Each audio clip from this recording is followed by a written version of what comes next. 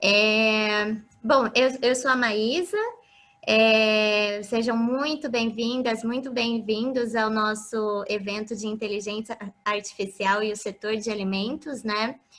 É, eu sou da Venture Hub, para quem não conhece, a Venture Hub é uma aceleradora de startups e de inovação corporativa, né? Que desenvolveu essa plataforma de aceleração chamada Techstart.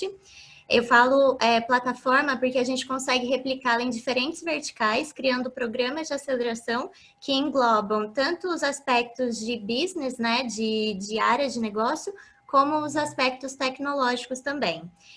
Hoje, para vocês terem uma ideia, a gente está com oportunidades abertas para o Techstart Food Innovation, né, que é o programa que acelera a cadeia de ingredientes, alimentos, bebidas e embalagens.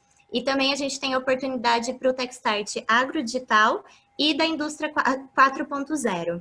Esse evento dessa noite é uma iniciativa do Techstart Food Innovation, né? E para criar esse programa, nós nos reunimos com grandes parceiros, que são a Conexão F, que é a incubadora de conhecimentos da Fundepag, e com a Food Ventures, que é uma empresa que veio com a missão de transformar como a gente alimenta o mundo, né?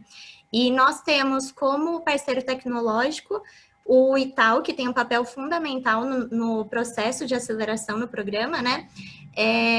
Como parceiro tecnológico, então. Para representar todo esse time, né, do Techstart Food Innovation, nesse evento, o Augusto Terra, da Food Ventures, vai conduzir essa noite, mas a gente tem algumas pessoas também da Venture Hub, da Conexão F, a Luciana, vocês podem ver, ela está aparecendo aqui.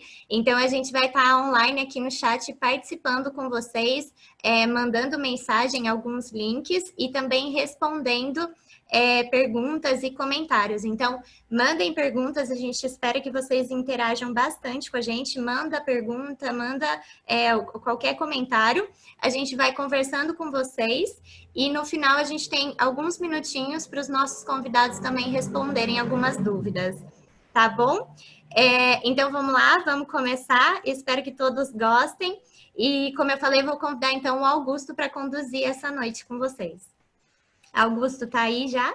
Estou aqui já. Olá, boa noite, obrigado a todo mundo pela audiência do nosso evento hoje. Um objetivo do programa agora é desenvolver essa questão de apresentar nossos parceiros, apresentar o potencial aí do desenvolvimento e trazer mais conexões aí para o mercado de alimentos. Então, eu vou apresentar um pouquinho o programa, depois eu apresento os convidados que vão trazer hoje a temática de inteligência artificial e o potencial desse desenvolvimento de tecnologia na cadeia de alimentos. Então, o programa de aceleração do Techstart, ele tem foco nos desafios da cadeia de ingredientes, alimentos, bebidas e embalagens. Então, a gente vai abranger toda a cadeia de alimentos, toda a cadeia de produção, não só na parte de produto final, mas também toda a indústria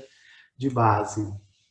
A gente começou esse desenvolvimento através dos 3 co-realizadores e do Itaú com uma provocação, e eu acho que essa provocação vai trazer muito essa questão hoje do tema do webinar de inteligência artificial, que é a forma como produzir os nossos alimentos mudou. Então, como que a gente vai trazer mais tecnologia para o desenvolvimento de alimentos para resolver os problemas aí globais dessa cadeia. A gente tem acabando de passar, não sabemos ainda o quanto acabamos, mas acabando de passar um problema forte de pandemia global, isso impactou muito, estressou muito a cadeia de alimentos, a gente tem um crescimento muito forte de necessidade de trazer cada vez mais novas tecnologias para esse setor, e esse é um dos objetivos nosso com o programa. A gente está criando um ecossistema, a princípio esse ecossistema está aqui na cidade de Campinas, é um polo muito forte da cadeia produtiva de alimentos, é onde a gente encontra boa parte da indústria de alimentos aqui no Brasil. Os 3 co-realizadores têm como objetivo desenvolver uma infraestrutura onde a gente traga todos essas pessoas aqui, essas empresas, essas entidades, para juntos a gente trazer as soluções dos desafios aí que a gente tem na cadeia e as tecnologias. A gente acredita muito no potencial do Brasil como uma referência na produção de alimentos, como uma referência também futura na parte de vanguarda dessas inovações e dessa nova forma de produzir. Então, por isso que o programa tem como base muito trazer um parceiro tecnológico, o Itaú representa aqui para a gente a parte de instituição e pesquisa focada na temática de alimentos, e aí a gente traz parceiros como o Instituto Eldorado, que tem muito conhecimento na parte de desenvolvimento de tecnologias, como a de inteligência artificial, que pode ampliar aí o potencial do desenvolvimento desse mercado. Hoje a gente tem um objetivo de trazer esse desenvolvimento do programa para alavancar as startups, alavancar tecnologias nacionais, aproximar as empresas desse mercado, que também tem potencial de entrar no programa com seus projetos. Então, é um programa que a gente fala startup para alimentos, às vezes algumas pessoas acham que é só para gente jovem, a gente está falando aqui que é para todos, inclusive para empresas e inclusive para spin-off de empresas e para projetos. Tá? A gente traz muito a questão de relacionamento com essas empresas e com esses institutos na forma de mentores, infraestrutura do Itaú, de acesso para as startups e para os projetos durante o programa, então infraestrutura de laboratório, estrutura de plantas pilotos, isso vai ajudar muito a alavancar e transformar pesquisas e tecnologias em negócios. Eu acho que a gente está precisando cada vez mais trazer bons negócios para o nosso ambiente de mercado, de cadeia, e aí a gente acaba atraindo também, com certeza, investidores, tanto nacional como empresas, como fundos, que podem ajudar a desenvolver também esse setor de uma forma mais rápida e mais ágil. Aqui a gente tem os nossos parceiros hoje, tanto o parceiro tecnológico, que é o Itaú, como os parceiros institucionais do programa, cada um traz a sua expertise e traz seu desenvolvimento. A gente tem uma força, por exemplo, do agronegócio aqui, através de Cicrop e Embrapa, que a gente quer conectar o campo com a cadeia de alimentos, apesar de a gente tratar aqui de alimentos, a gente sabe do potencial que a gente tem no campo, no Brasil, então a gente fala de biodiversidade, diversas formas de ingredientes. O programa ele tem como objetivo fazer a conexão das startups, empresas e instituições, então todo mundo que está dentro daquele nosso mapa, ele tem potencial de estar próximo. A gente faz uma provocação aqui para que vocês que estão assistindo enxerguem onde vocês estão dentro dessa cadeia e como vocês podem estar próximos da gente. Seja empresa, seja startup, seja um pesquisador ou seja uma pessoa que quer ajudar ou quer participar, existe forma de a gente conectar todo mundo. A gente tem uma metodologia validada do Techstart da Venture Hub, então a gente começa um programa muito robusto, é um programa que a gente fala que ele é um programa da cadeia de alimentos, ele não é um programa de uma empresa específica, então a gente traz essa metodologia para dar mais robusto, para tornar o programa mais ágil. A gente está falando da cadeia como um todo, do campo à mesa, e a gente está dando acesso ao mercado, à infraestrutura, principalmente tecnológica, e também a investimento. Tá? Essas são as temáticas do primeiro batch que a gente está criando do programa, que tem início com o Armap esse ano ainda, em novembro. As inscrições para as startups vão até o dia 29 de setembro, e aí a gente tem 8 grandes desafios para solucionar dentro desse programa. São 8 temáticas muito fortes de todos os nossos parceiros. O Itaú é dividido em grupos ali de trabalho e de pesquisa, e envolvem todas essas características, todos essas temáticas têm potencial de desenvolvimento de negócios. Então, basicamente, inscrições para startups até 27/9. Empresas que queiram participar junto com a gente, que queiram fazer parte, elas podem entrar também até o programa para participar do Armap, mas depois elas podem entrar na segunda rodada, que é a aceleração em si, que vai começar em fevereiro de 2021. Tá? E esse Armap aqui, a gente tem um potencial muito grande de trazer de uma forma digital o conhecimento tecnológico do Itaú. Esse é um dos grandes objetivos do programa. Tá bom? Aqui é o link das inscrições, a Maísa vai divulgar aqui no chat também para quem estiver interessado em conhecer mais, entender, tem o link do programa. E aí a gente traz os nossos parceiros aqui hoje porque a gente acredita muito nisso, que esse desenvolvimento do mundo que a gente vive agora, ele é coletivo e ele é colaborativo.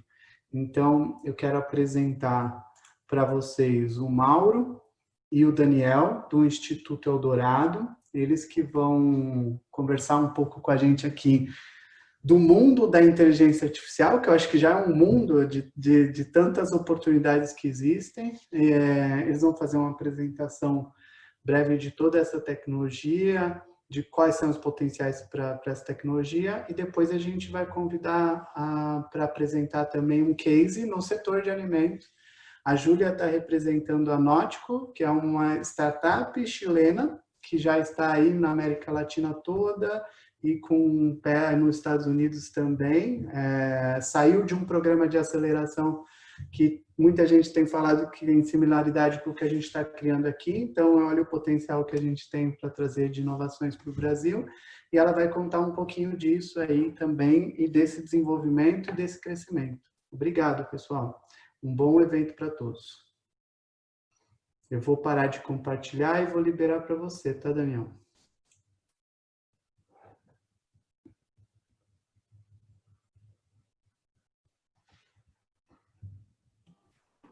Ok, obrigado, Augusto.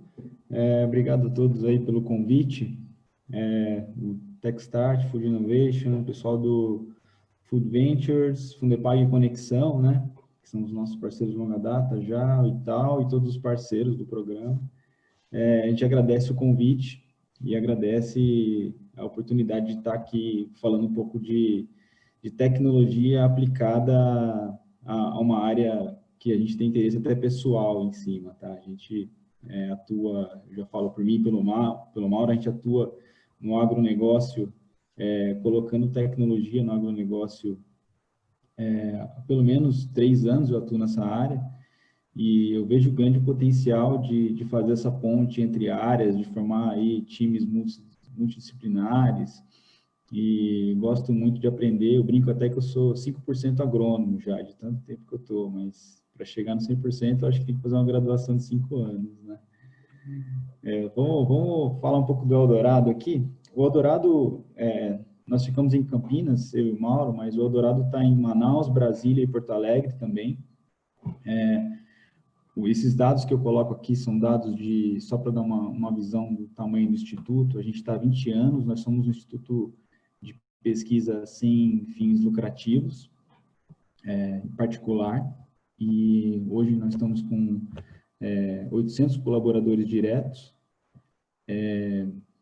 movimentando em torno de 200 milhões de reais em investimentos em projetos de P&D, são em média 140 projetos por ano. A nossa instalação aqui, essa foto é de Campinas, ela tem um laboratório de testes, são essas fotos aí no canto inferior direito, e o nosso foco é ser o que a gente chama de one-stop shop, né? A gente trabalha com desenvolvimento de hardware e software, e aí nessas duas palavrinhas tem um mundo, né? O objetivo aqui é passar um pouco sobre o que a gente está olhando e como que a IA tá dentro disso, né? Além de IA, a gente olha para microeletrônica, como eu disse, toda a parte de hardware, eletrônica embarcada, IoT, que é o acrônimo para a internet das coisas, além de blockchain, computação visual e plataformas inteligentes para agro, né? Já aprofundando aqui no tópico desse evento, né? O que a gente vê como IA hoje, e quando eu saí da faculdade, ainda estava no IA tradicional. O IA moderno, que a gente chama, que a gente vê hoje como sendo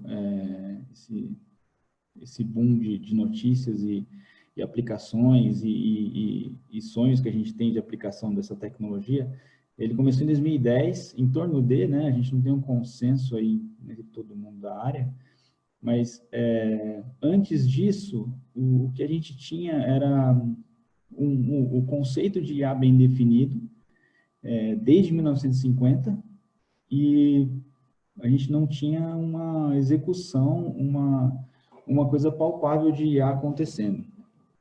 Em 2010, começou-se a materializar esses sonhos e esses conceitos que foram sendo trabalhados aí durante todo esse tempo, porque algumas coisas aconteceram e viabilizaram que esse conceito seja hoje palpável e esteja na palma da nossa mão, literalmente, né?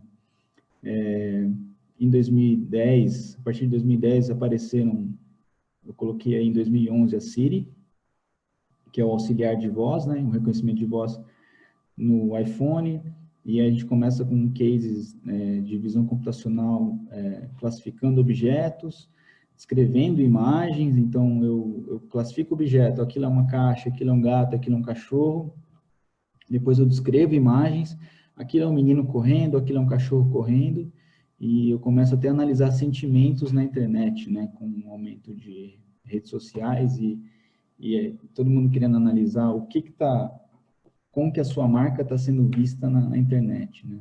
Isso tudo com técnicas de IA. E aí a pergunta né, o que viabilizou tudo isso? É um conceito antigo, mas que ele foi viabilizado. Basicamente, 3 coisas, resumindo, viabilizaram isso, né? A gente tem mais dados hoje, então, a partir do momento que você tem transações online, você tem pessoas, todo mundo com mais de um celular, né? No Brasil, o censo aí é de que a gente tem mais celulares do que habitantes. Gerando dados, mais transações online, na atual circunstância, a gente aumentou mais isso, então a gente tem mais dados para trabalhar. Além disso, a gente teve evoluções de hardware que viabilizaram processar esses dados, aplicar técnicas, aplicar algoritmos, coisas que antes era impossível, você rodar alguma coisa desse tipo num hardware antes de 2010, ali em 2005, por exemplo, quando eu estava saindo da faculdade, você ia esperar uma semana o negócio rodar para ver se deu certo. Então, alguns pontos, e isso tudo viabilizou as pesquisas, né?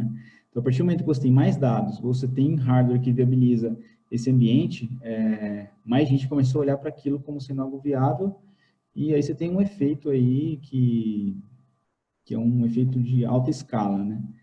É importante a gente ressaltar, né? Quando a gente fala de dados, a gente fala de dados não estruturados e não estruturados, a gente chama de não estruturados fotos, vídeos, áudio, e estruturados dados estruturados, né, compras, enfim, sua conta do cartão de crédito tem que ser o nome, qual loja você comprou, que loja você gastou, isso é um dado estruturado. E é importante a gente falar também de quantidade versus qualidade. É um mito, né, que a gente ouve muito, de que o mito do Big Data, né, até culpa nossa de tecnologia de ter colocado isso, mas a quantidade não quer dizer que a gente tem dados bons, né? Então, muitos dados e não querem dizer que a gente vai conseguir construir uma solução em cima daqueles muitos dados de uma solução boa, se você não tiver dados de qualidade, né? Então, avaliar o que você tem de dados para construir uma solução de IA em cima é super importante. Do lado de hardware, a evolução é basicamente uma evolução em cima de coisas que vieram de videogames, né? Se fosse resumir numa simples frase, né? Em 94, a Sony já tinha uma GPU no seu console. Os arcades, eles têm um histórico aí de terem placas, né? Hardwares especializados para rodar a parte gráfica, né? Muito pesada de jogos.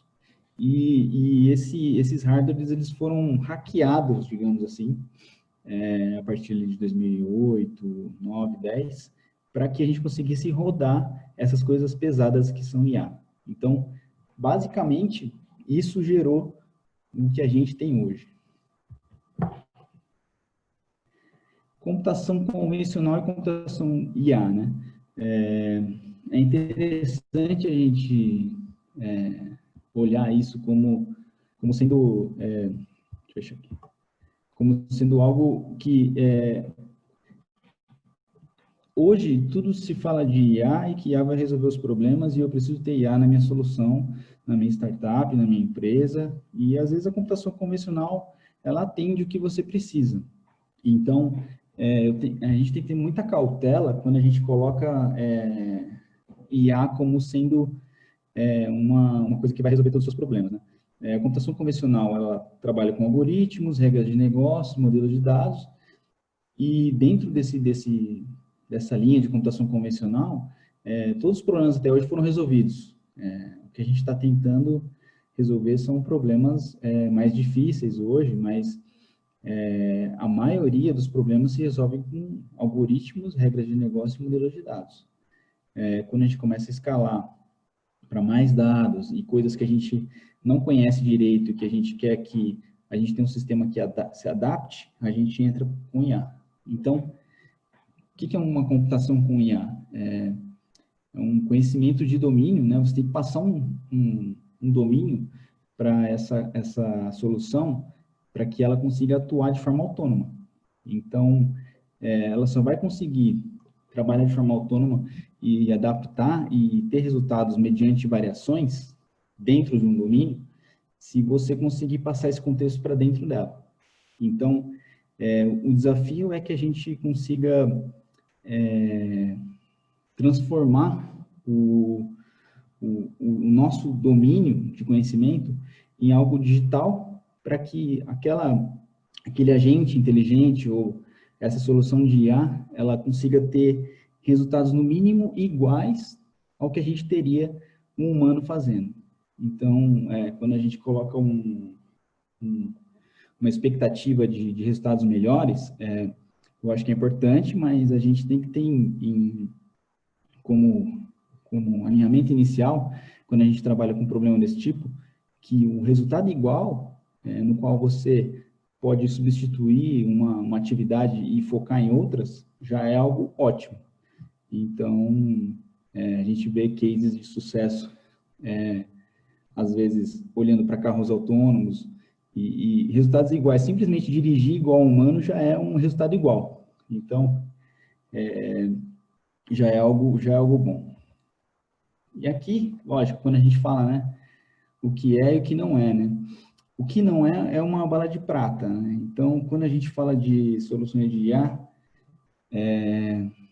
ineficiências, e a gente coloca, a gente mistura um desafio, coloca numa solução toda a aposta de solução de problemas, seja de uma operação de indústria, seja de uma cadeia, como a gente fala aqui, uma cadeia de alimentos, com ingredientes, embalagens, bebidas, simplesmente colocar IA não vai resolver todos os problemas. Então, eu vou falar mais para frente do processo iterativo e de piloto, mas quando a gente ouve discursos de que IA vai resolver isso ou aquilo, é uma coisa um pouco rasa. A gente tem que entrar no detalhe.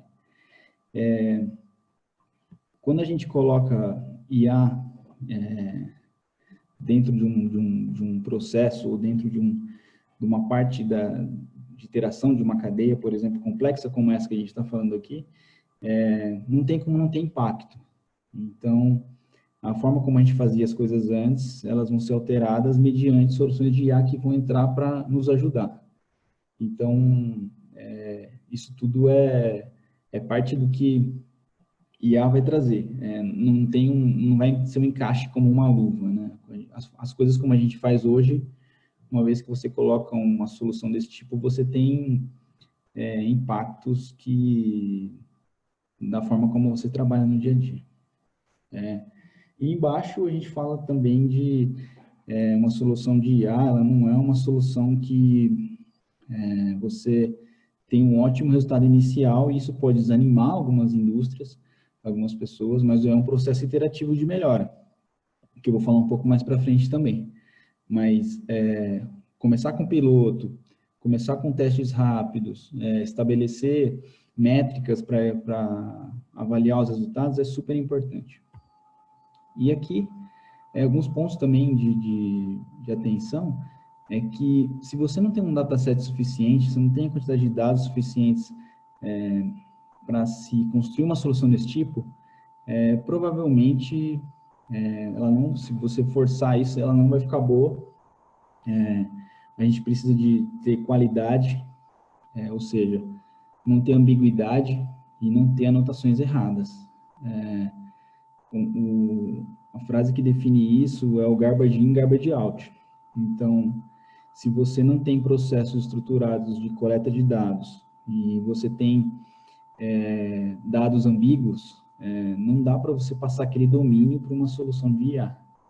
Então, é um trabalho anterior a você iniciar um processo de desenvolvimento de projeto desse tipo. Tá?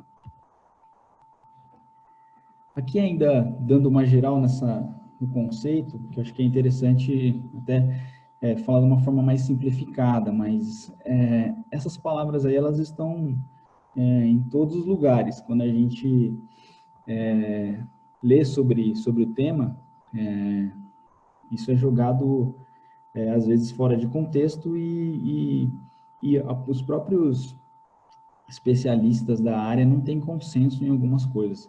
Então, por exemplo, eu estou colocando aqui que Data Science é uma área que ela não está dentro de IA, ela tem algumas coisas em comum, tem uma certa... ela compartilha técnicas, compartilha tecnologias, mas ela não está dentro. Muita gente vê isso dentro. Mas, independente dessa questão de conceito, de estar dentro, estar fora, tudo que a gente está falando aqui são ferramentas para atuar no negócio, né? Então, quando a gente fala de Data Science, só para entender o que é o termo e aí onde está, acho que tanto faz, contanto que eu consiga encaixar isso dentro de uma cadeia e consiga melhorar algo real, né? Data Science está mais ligado a você levantar insights e extrair conhecimento. E, então, se você conversa com quem tem formação em estatística, matemática, física, você tem uma tendência a querer olhar aqueles dados e entender um pouco mais de uma forma exploratória e o que está acontecendo ali e o que eles estão te falando, digamos assim. Quando, na verdade, quando você olha para Machine Learning e Deep Learning, você está olhando para um lado mais computacional. O que é isso? Você está preocupado em ensinar a máquina, né, a fazer algo, ensinar, ou seja, supervisionar, por isso essa coisa a gente chama de ensino supervisionado, ensinar ela que quando eu tenho A, ela chega em B. Então, esse é o domínio de um contexto, né? E isso, ela escala de uma forma brutal, que é o que a gente vê com máquinas e a gente fala de inteligência artificial, né?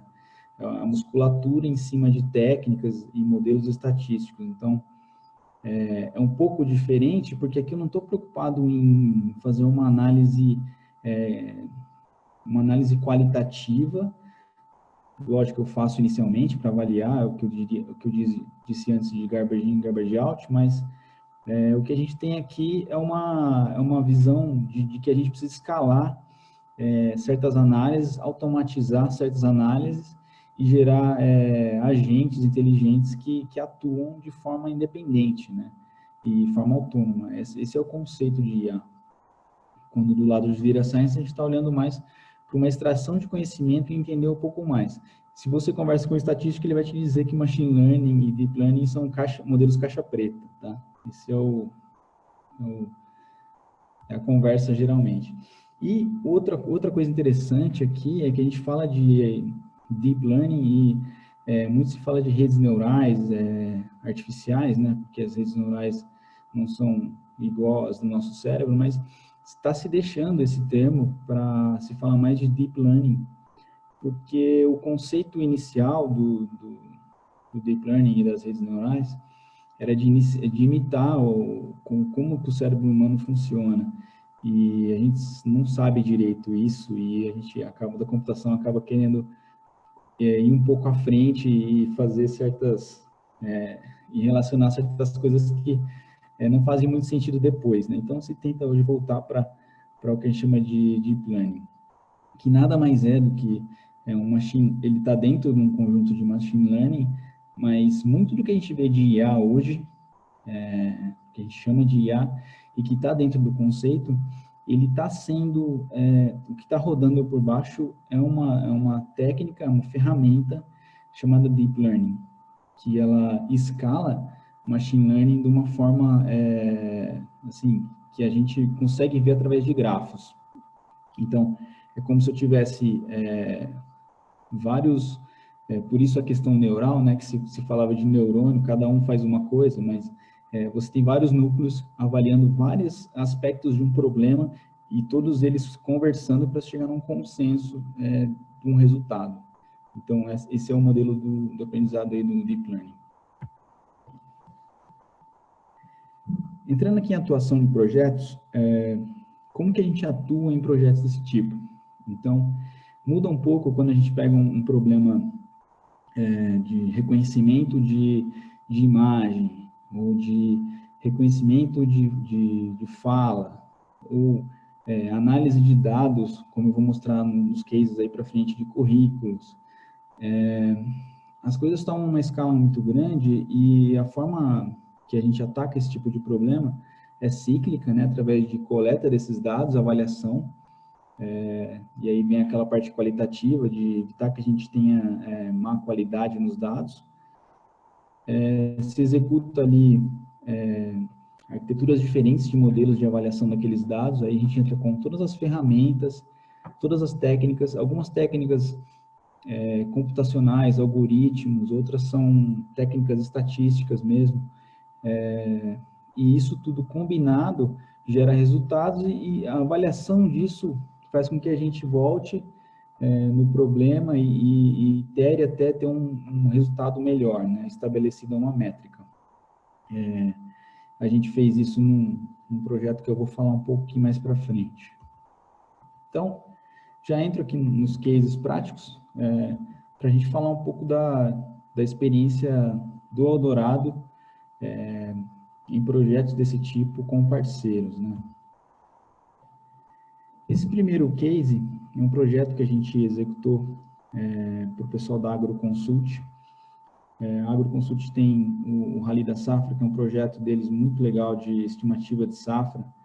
Eles rodam o Brasil e tem equipes que rodam o campo, fazendo avaliação das lavouras, e por ter os especialistas rodando e avaliando, eles têm um índice muito grande de acerto na previsão da safra. Tem uma aula, cada vez que eu falo com os agrônomos lá, de muita coisa interessante. E o que a gente fez para eles? Eles têm um aplicativo, que a ideia é que o aplicativo auxilie nessa avaliação de campo e isso seja escalável, né? Dentro do que a gente vê do que acontece no campo, né? Então, a gente tem uma calculadora de produtividade, que eu vou fazer uma metodologia de escolher indivíduos no campo, por exemplo, no caso da soja, e aí eu tiro todas as sementes da soja, no caso as vagens, e aí eu conto o número de grãos daquela planta. Então, a figura do lado direito, por exemplo, eu tenho que fazer isso para, se não me engano, 3 ou 4 plantas. Então, o tempo para você contar esses grãos e tudo mais, isso é uma coisa que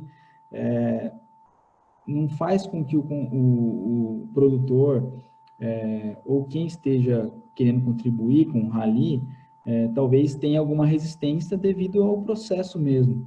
E o que a gente fez? Com uma foto a gente faz a contagem de grãos de soja com a vagem, essa foto que está do lado direito, e do lado esquerdo a contagem de grãos de milho também, seguindo seguindo o processo de amostragem de campo, né? Então, aqui eu jogo esse dado direto na calculadora e é uma coisa que não precisa ser contada dentro de um formulário extenso. Isso daqui roda offline, então a gente tem uma rede neural que roda no aplicativo, e ele faz essa conta e devolve para o formulário da calculadora. Não precisa conectar a nenhum servidor. Hoje, esse modelo ele foi compactado para rodar num celular, sem que isso tenha que ir para a cloud, que também é uma dificuldade grande tecnológica fazer isso, e manter o índice de acerto. Então, além disso, teve também uma questão da gente interagir, fazer aquele modelo iterativo de ir melhorando o índice de acerto.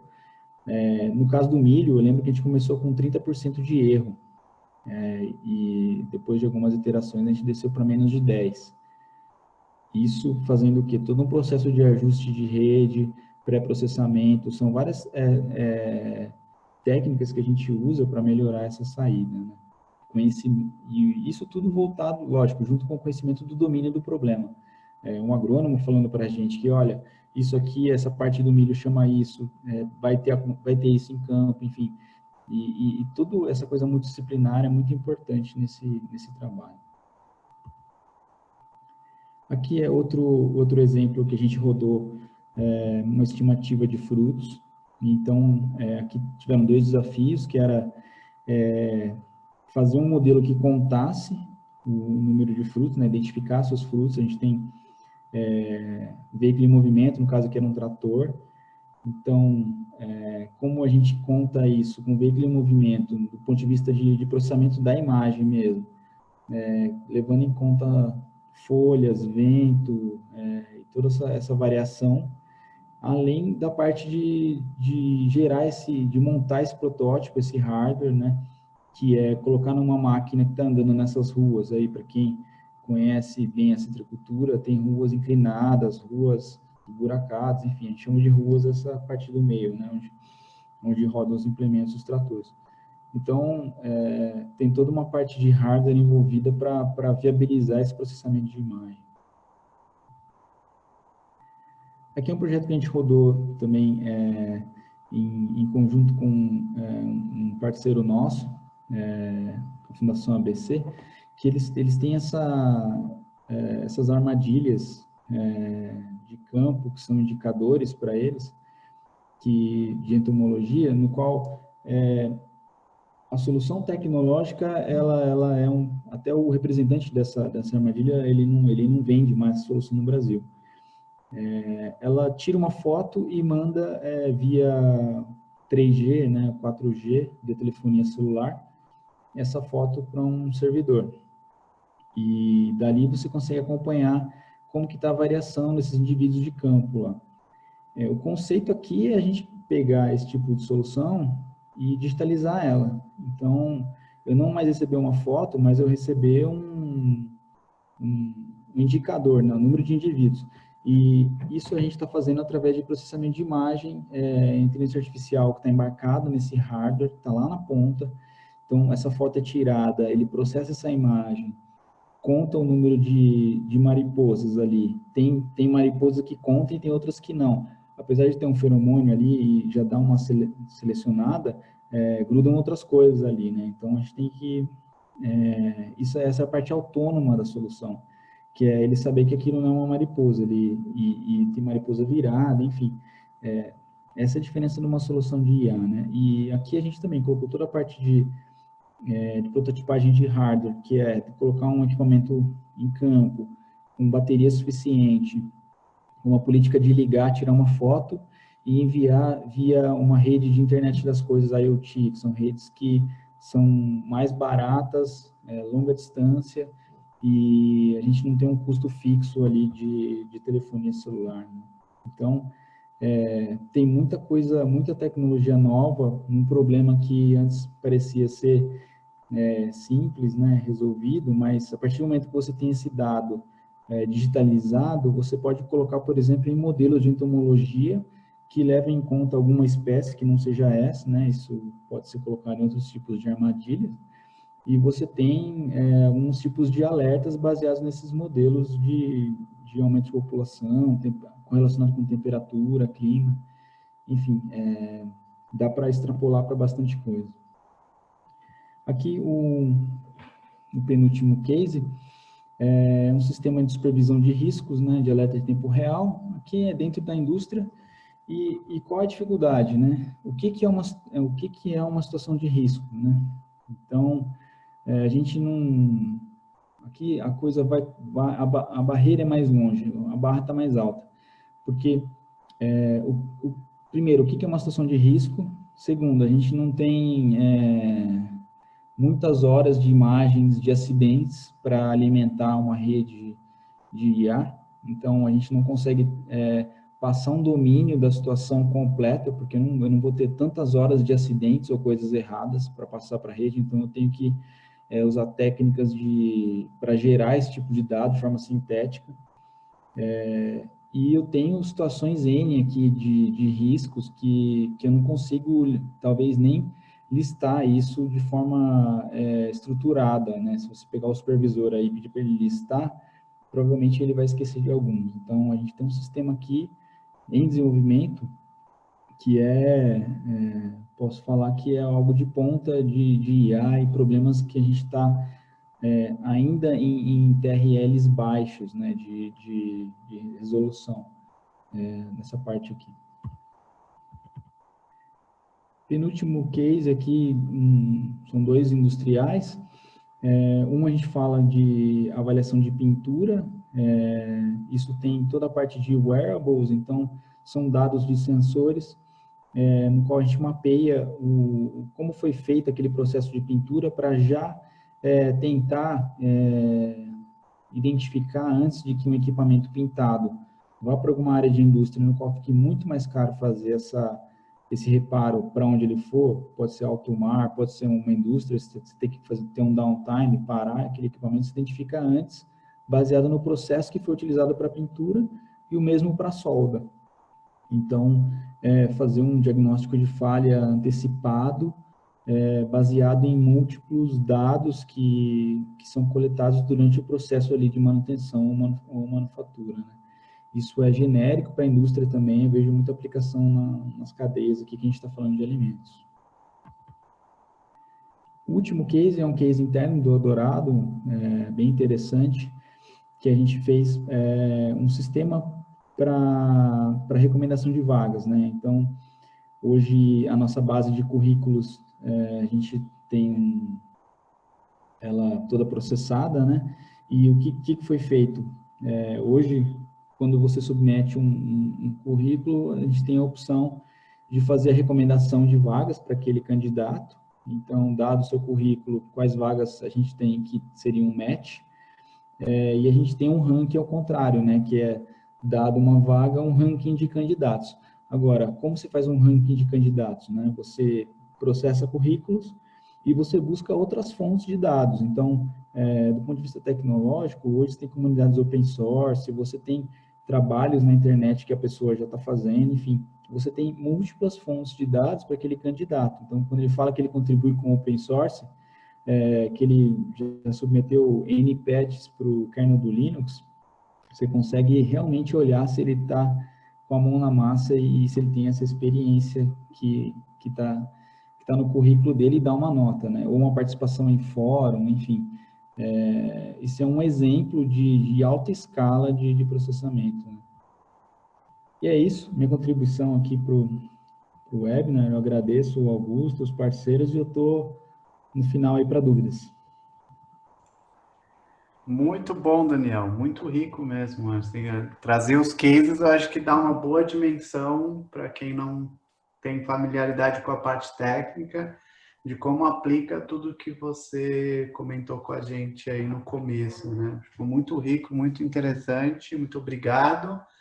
E vou passar a bola agora para a Júlia falar um pouco também de um case, de uma aplicação e um pouco do negócio, né? E como ele foi desenvolvido. Então, fique à vontade, Júlia, dividir sua apresentação e iniciar.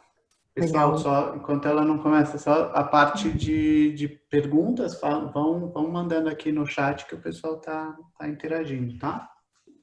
Bacana. Boa noite, pessoal. Todo mundo consegue ver minha tela? Tudo bem.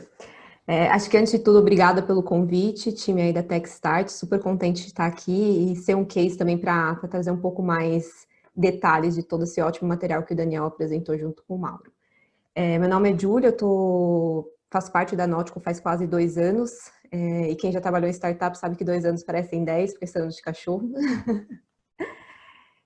E eu estou hoje liderando toda a parte de crescimento e expansão, então não estou diretamente ligado com a parte mais técnica, mas tenho muito contato também. Então a ideia é um pouco trazer como que a Nautical surgiu, o que que a gente faz e como que a gente faz. Se eu falasse para vocês que a gente consegue desenvolver alimentos à base de plantas com o mesmo gosto, sabor, mesma funcionalidade e até melhor do que a versão animal que a gente está tentando replicar, vocês acreditariam em mim? Então, somos a Nautical, e aí um pouquinho até do que o Augusto comentou, estamos há 5 anos no mercado, nascemos no Chile, e a gente tem investidores super interessantes, super vendo o potencial desse mercado, apoiando a gente. Nossa primeira incubação foi junto com a IndieBio, então para quem não conhece, é dentro do Vale do Silício, super bacana o projeto que eles fazem, bem voltado para a biotecnologia. E hoje a gente é uma empresa que está em 4 categorias, então eu vou entrar um pouquinho mais em detalhes de quais são as nossas categorias, e em 4 países. Então, dando uma noção de crescimento para vocês, o nosso faturamento já é 6 vezes o que a gente fez no ano passado. Hoje a gente já tem cerca de 200 funcionários. Eu, que entrei no comecinho do ano passado, fui a 30ª. Então, com um pouquinho menos de 2 anos, a gente já teve um crescimento bem exponencial. E o porquê que a gente faz o que a gente faz é super importante. Está muito linkado até com um pouco do que a gente fez como abertura. Quais são os problemas que a gente quer resolver, como que a gente consegue resolver eles de uma maneira mais ágil e pensando fora da caixa. Então, hoje a gente come porque é um prazer para a gente, deixa a gente feliz, só que ao mesmo tempo o que deixa a gente feliz está causando dano para o meio ambiente. Então, quando a gente pensa nas projeções, ao redor de 2050 a gente deveria estar em 8 bilhões de pessoas. E do jeito que o nosso food system está montado hoje, ele não consegue suportar isso. Então, quando a gente olha uma pessoa em termos de impactos ambientais, por ano, uma pessoa consome em torno de 2 milhões de litros de água, tem o impacto de CO2, tem o impacto de aditivos. Então, isso, se você multiplica por 8 bilhões, é expressivo. E quando a gente olha mais afunilando mesmo, a indústria pecuária é onde tem o maior impacto. Então, a gente vê que ela é a maior responsável por impacto de CO2, o desmatamento, pelo consumo de água. Então, a pergunta que a gente se fez quando a Nautical surgiu é: se a gente removesse os animais da equação e conseguisse proteger o nosso meio ambiente, produzindo alimentos tão saborosos quantos, a gente não se perguntou por quê, a gente se perguntou por que não fazer isso. E o como a gente faz é muito linkado com o que o Daniel também estava apresentando. Então, a gente usa inteligência artificial para replicar o que a gente chama que é a comida, usando apenas plantas e para fazer, potencialmente, com um sabor até melhor, né? Então, eu queria apresentar para vocês o Giuseppe. Então, a nossa inteligência artificial ela foi batizada com o nome de Giuseppe, até para ser mais fácil as pessoas se relacionarem com ela. A gente fala que é o nosso melhor funcionário, que está trabalhando 24 horas para reinventar a indústria de alimentos. E aqui eu trouxe uma apresentação bem rápida para explicar bem de maneira simplista, e depois o Daniel e o Malu podem super complementar, mas como que a inteligência artificial funciona para a gente. Ela está muito linkada, inclusive, nos pilares de dados, de pesquisa, dessa retroalimentação constante que a gente tem dentro da Nautical. Então, por exemplo, imagina que eu viro para o Giuseppe e falo assim: Giuseppe, eu quero desenvolver um leite à base de plantas. O que a nossa inteligência artificial faz? Ela analisa no nível molecular a composição do leite de vaca que a gente quer replicar, e dentro da base de dados que a gente tem, que tem um número expressivo de plantas já dentro dessa base de dados, ele me correlaciona quais plantas combinadas conseguem me dar a mesma textura, o mesmo sabor, a mesma funcionalidade da versão animal que eu estou tentando replicar. Então, vamos usar esse caso. Então, nesse caso, eu entro com o input do leite de vaca, e depois eu viro para o Giuseppe e falo assim: que plantas que você tem dentro da sua base de dados que conseguem me dar o output que eu estou procurando? Aí ele dá uma olhada e fala assim: putz, se você misturar ervilha, se você misturar beterraba, batata e cenoura, a gente chega na mesma estrutura molecular. Aí qual que é o segundo passo dentro da Nautical? A gente tem os chefes de cozinha que pegam esses inputs de fórmulas que são gerados super rápidos e replicam no nível culinário mesmo. Então, por exemplo, com esse exemplo, a gente poderia chegar e voltar para o Giuseppe e falar assim: putz, Giuseppe, ficou muito gostoso, a funcionalidade está funcionando, só que quando a gente olha para ele, você usou beterraba, então ele ficou meio roxo. Então, isso também é uma retroalimentação que funciona, assim, quase que diariamente dentro da Nautical. Então, o que ele já aprende? Se ele está fazendo produtos mais lácteos ou produtos que sejam mais brancos, ele provavelmente não vai usar beterraba e vai sugerir outra planta para a gente utilizar. Assim, de uma maneira bem simplista, é esse o processo? E qual que é o benefício quando a gente olha assim a longo prazo? Quando a gente olha um pouco das nossas categorias, hoje a gente está presente na categoria de maioneses, na categoria de leites, na categoria de sorvetes e na categoria de carnes também. Então, 100% dos nossos produtos são plant-based. E quando a gente olha um pouquinho do tempo de desenvolvimento que a gente teve, então, nossa maionese, que foi nosso primeiro produto, a gente lançou no Chile, inclusive, depois eu posso entrar um pouco mais de detalhes de por que a gente escolheu lançar a maionese primeiro. Desde o primeiro input de fórmula que o Giuseppe deu para a gente, até o nosso scale-up, que a gente considera quando a gente faz uma produção mais industrial, demorou em torno de 18 meses. E nisso, o Giuseppe sempre trabalhando com retroalimentação, trabalhando com o nosso time de chefes de cozinha, com o nosso time de P&D, que depois faz essa próxima ponte. Já quando a gente mudou para a categoria de leite, a gente já demorou 10 meses. Então, o Giuseppe já estava ficando mais inteligente, tinha uma base de dados mais apurada, já conseguia relacionar melhor a questão de funcionalidade, a questão de sensorial. E conforme a gente vai avançando para novas categorias, a gente vê que o tempo está se encurtando. Então, o que é interessante desse processo? A nossa inteligência artificial, que usa machine learning também por trás, ela consegue ficar cada vez mais assertiva. E o maior pulo do gato é que ela também consegue sugerir produtos ou plantas que sejam mais fora da caixa. Então, um dos desafios da Nautica é como que a gente desafia esse ambiente de monocultura, onde 90% das plantas utilizadas são aquelas 10 que a gente conhece. É soja, trigo, arroz. Então, a gente também quer pensar mais fora da caixa. Hoje, quando a gente olha para o nosso leite, por exemplo, a gente tem abacaxi, repolho, chicória como alguns dos ingredientes que fazem parte do leite. Inclusive, quem não conhece o leite, eu faço o convite. Tem nos supermercados em Campinas, tem nos supermercados em São Paulo, para provarem, experimentarem e depois me darem o feedback do que acharam. Como que ele está perto ou não do leite de vaca. Então, ter essa base de dados e estar constantemente trabalhando nela faz parte do DNA da nossa companhia. E o que é mais interessante, até contando um pouquinho do dia a dia. Então, a gente tem os projetos, as novas categorias que a gente vai lançar, mas diariamente a gente tem os chefes de cozinha se relacionando com o Giuseppe e, inclusive, gerando produtos que podem até nem ser produtos que a gente queira no pipeline, mas para fomentar esses feedbacks. Então, como que dentro da Nautica a gente consegue ir dando feedback, até com o consumidor, para cada vez mais ter essa base assertiva e apurada. Tá? E qual que é o endgame para a gente? Então, com o Giuseppe, a gente consegue tirar um animal da equação, e é isso que a gente quer fazer, porque a gente acredita que tem 3 pilares. Se o produto é tão gostoso quanto a versão animal, se ela, em termos de preço, ela consegue ser acessível, e se ela faz bem para o meio ambiente, a troca por esse produto é um no-brainer. E esse é o nosso sonho grande. Como que a gente consegue fazer o tick the box nesses 3 pilares? A gente tem um desafio maior no Brasil por conta de tributação, para ter essa diferença de preço, mas o nosso sonho grande é que com o tempo a gente consiga ser tão acessível, tão gostoso e fazer bem para o meio ambiente para as pessoas começarem a migrar. Até porque muitas vezes as pessoas perguntam para mim, putz, mas a Nautica, ela é uma empresa vegana? É só para veganos, é só para vegetarianos? E o nosso intuito e o nosso desafio é que seja para todos. Para quem realmente quer reduzir o consumo, para quem se preocupa com o meio ambiente, para quem é vegano, para quem é vegetariano, para quem é curioso. Então, a gente fala que também a gente é para os curiosos, para quem realmente quer entender o que é o gosto de abacaxi, repolho e chicória.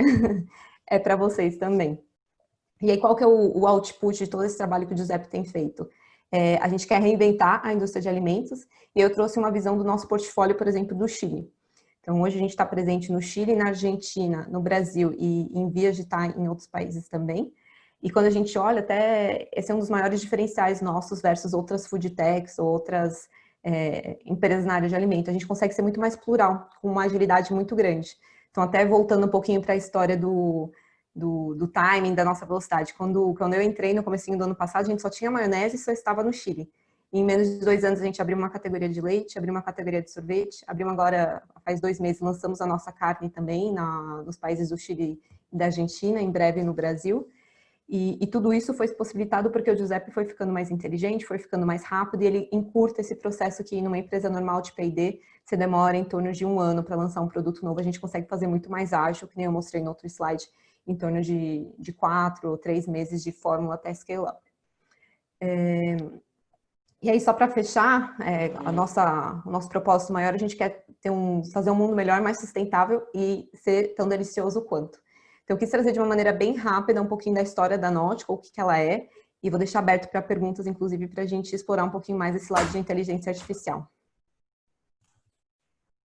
Que legal. Muito obrigado, Júlia. Muito ótimo. E Eu vou começar com uma pergunta se o Giuseppe é o funcionário do mês sempre ou se alguém ganha dele.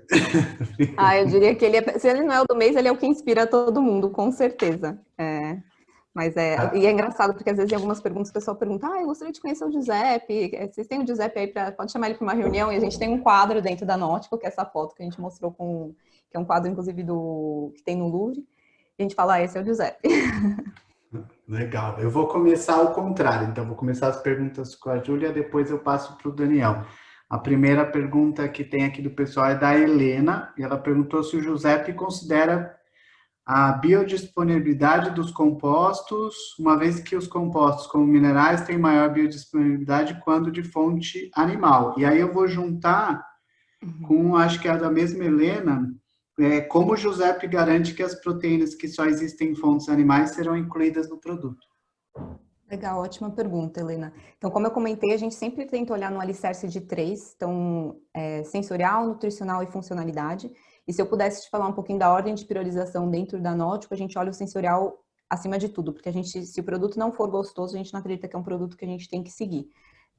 E o funcional também, porque a gente quer ser um produto tão fácil de usar quanto a versão animal que a gente já está acostumada. A gente ainda está trabalhando e desenvolvendo mais a parte nutricional, então é um trabalho constante junto com o Giuseppe, eu diria que é o nosso próximo desenvolvimento, como a gente deixa ele cada vez mais apurado. A gente ainda não consegue ser tão preciso com relação à biodisponibilidade, mas o que a gente já consegue ver, por exemplo, quando a gente compara nutricional com nutricional, então uma proteína de ervilha versus uma proteína animal, esse é o nível de comparação que a gente faz também. Mas ainda tem o próximo passo de como que a gente afunila mais. Legal, acho que aí entra no que o Daniel falou, que é o aprendizado, né? Conforme você for dando mais informações para ele, ele vai aprendendo cada vez a trazer um produto melhor. Daniel, eu vou juntar também duas perguntas para você. Uma pergunta do Pedro, que é a questão de inteligência artificial e machine learning para segurança, deve ser muito importante. Tem casos em questões de segurança, e aí eu vou complementar que o Washington falou, as imagens do treino, da contagem, identificação... Não, mentira. Não era essa que é de segurança. Desculpa, pulei outra. Mesmo Washington. Não. Perdi, desculpa. Então, é segurança desse caso. E aí, desculpa, é o Luiz Aguiar. Essa parte de inteligência artificial na área de segurança seria possível embutida em maquinários ou câmeras frias para evitar possíveis trancamentos ou até acidentes piores? Esse tá bem alinhado com aquele case que eu mostrei da indústria, que o foco ali é realmente segurança do pessoal e apesar de, enfim, toda essa parte de, não só de área restrita, né, hoje, se você procurar aí câmeras de mercado para segurança de casa ou de indústria, eles têm soluções já hoje que você põe na sua casa uma câmera de R$100 que ela tira uma foto se aparece uma pessoa. Isso aí já existe, né? O que a gente está falando é de processar movimento, analisar vídeo e ter tempo de prever um acidente, né? Então, você vê uma empilhadeira, vê uma pessoa e você fala, olha, esse comportamento vai dar alguma coisa, né? Então, tem case desse tipo, é o que a gente está vendo, isso é super difícil, não é trivial, tá? A gente está falando de coisa de ponta mesmo e de baixo nível de maturidade tecnológica hoje. Cases de segurança, sim, depende da parte frigorífico, né?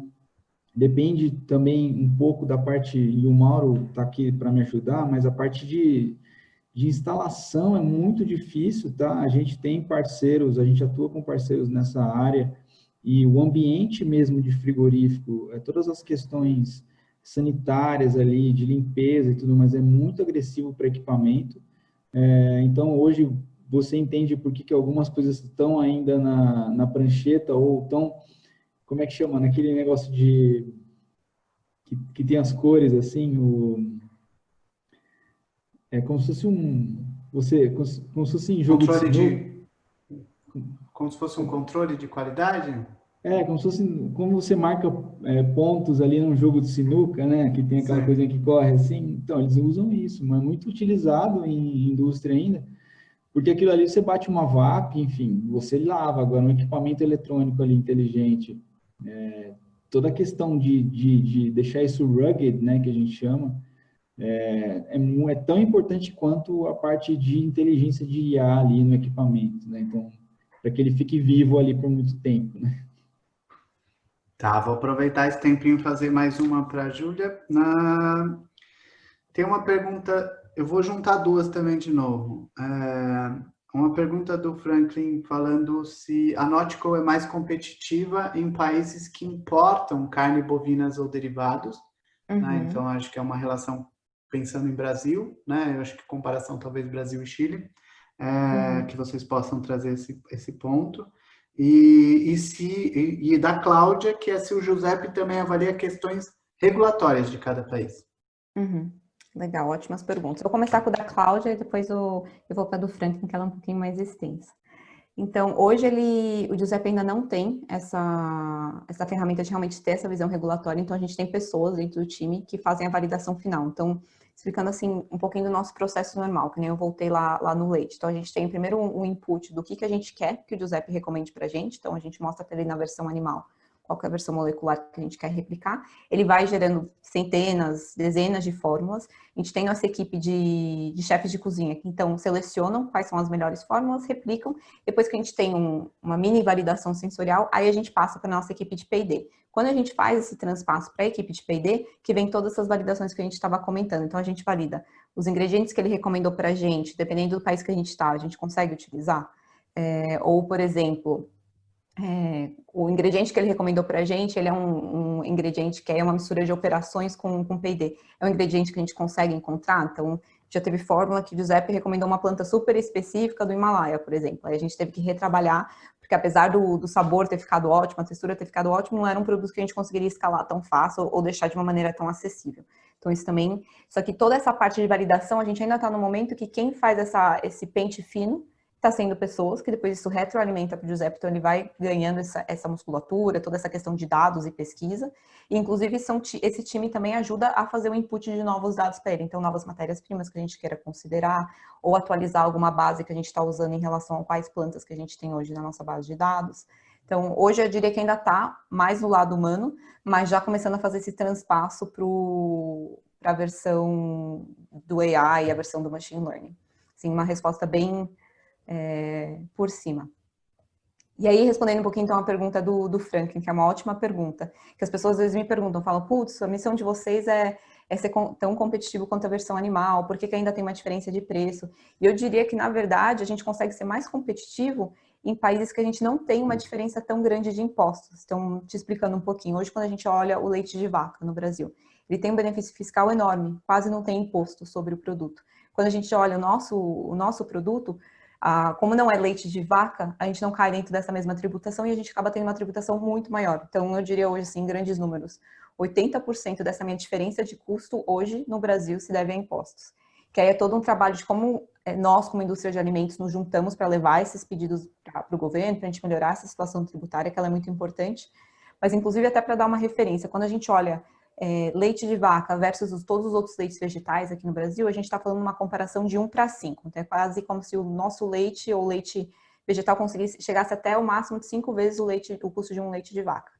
Quando a gente olha num mercado muito mais maduro que nem os Estados Unidos, então, nos Estados Unidos a gente tem já 14% do share do mercado de leite é plant-based. Então, já é um mercado muito mais maduro, o consumidor já está acostumado, ele já tem uma penetração super alta. Então, mesmo quem não toma diariamente, toma pelo menos uma vez por semana. Então, é um produto muito mais conhecido. E aí, quando você vê a diferença de preço, tem leites, dependendo do leite, que é o mesmo preço da versão plant-based que a gente tem lá.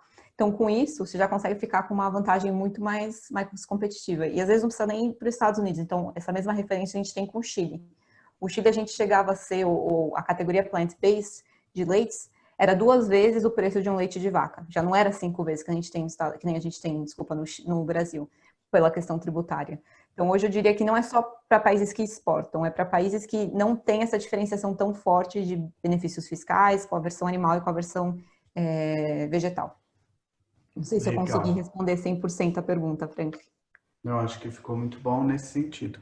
Ele mandou aqui um obrigado perfeito. Então, vou para a última pergunta, para a gente não estender muito, para o Daniel, para o Mauro, no sentido, é uma pergunta do Pedro, e ele falou, dentro de um negócio, uma startup ou um projeto, quando é o momento ideal para se pensar em inteligência artificial? Em qual momento do produto é possível implementar? Essa é uma pergunta de 1 milhão. Bem legal. Bem legal a pergunta. A gente precisa entender, a gente precisa conversar. A gente trabalha muito com startups, né? Empresas, né? Algumas startups com 50 funcionários e faturamento grande, mas basicamente assim, a gente não tem que entender o seu negócio, tem que entender qual que é o problema a ser resolvido. Então, é o que eu tentei colocar um pouco ali no começo dos slides, em auxiliar nessa parte. É como se fosse a gente constrói terno sob medida.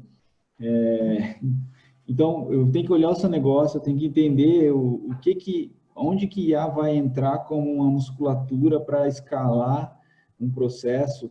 A gente vê que, no caso da Nótico, eles têm um processo ali de P&D de produtos que está escalável pelo nosso amigo aí, o Giuseppe, né? Então,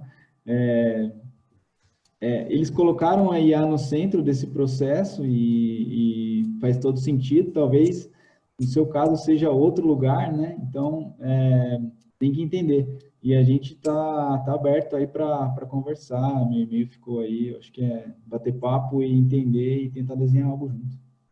Uhum.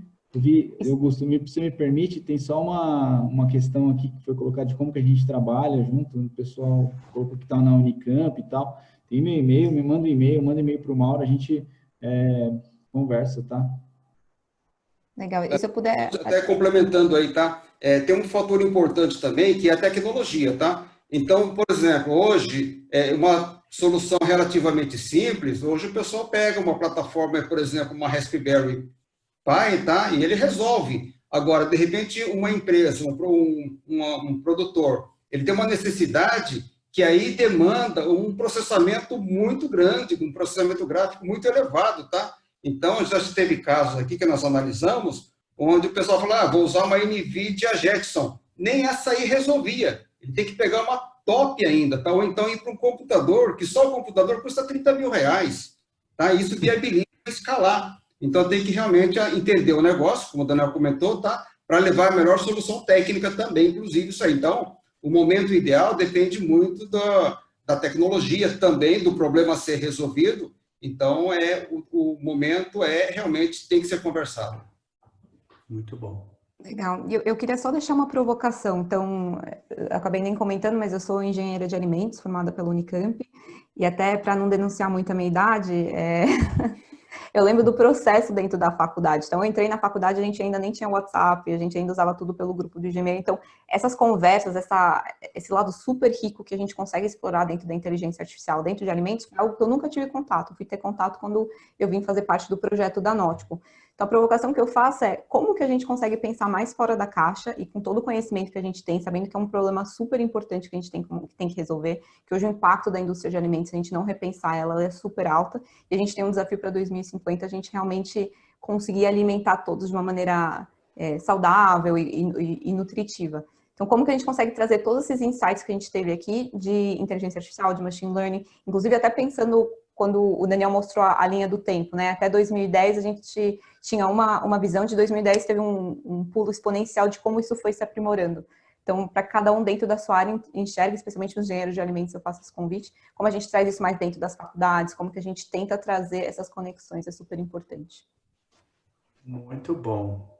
E a partir dessa provocação a gente fala que foi porque a gente criou o programa. Eu acho que a base dele é a tecnologia, eu acho que a base dele é trazer os parceiros certos, né, para o desenvolvimento. Então, por isso eu agradeço muito o Instituto Eldorado de estar junto com a gente. Eu acho que esse conhecimento todo que vocês trazem é um conhecimento que muitas vezes a área de alimentos não tem, né? Como a Júlia falou, a gente acaba conhecendo isso depois. E trazer isso próximo do desenvolvimento de negócios, do desenvolvimento das empresas é muito rico. Então, obrigado novamente. Obrigado, Júlia, também do seu tempo.